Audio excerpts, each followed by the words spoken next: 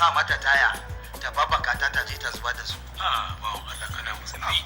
Ko da ku za a banka musu wuta, ai sai an yanka shi za a banka musu wuta. Gunduwa da ai musu ɗebo fetur ko kalanzir a zuba a cikin rijiya a saka jarka sai a kyatta wuta. Allah ya saka maka da alkhairi. Masu sauraron mu a daidai wannan lokaci, barka da kasancewa a daidai wannan lokaci tare da ku, da fatan kuna lafiya. Kaɗan daga gidan Badamasi kenan na daren yau, ku kasance da mu karfe 8 domin samun ci gaban shirin. Yanzu haka za mu ƙara kawo muku wani ɓangare da a cikin shirin na yau.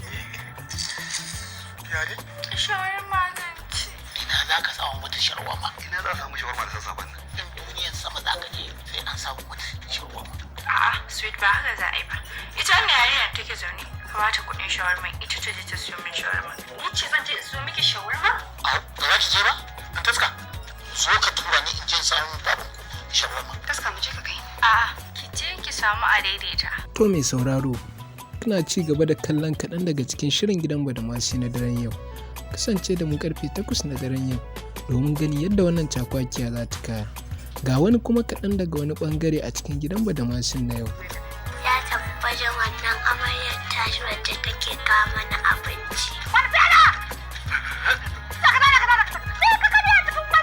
Wallahi shanye na. Ka shanya kanka dai. Ni da nake taimakon ki ma, ai godiya ma ya kamata ki mun.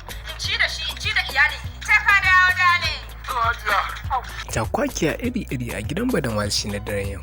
To mai sauraro za mu kawo maka ɓangare na ƙarshe wanda shine kaɗan daga cikin gidan Badamasi na yau da daddaren yau kamar haka.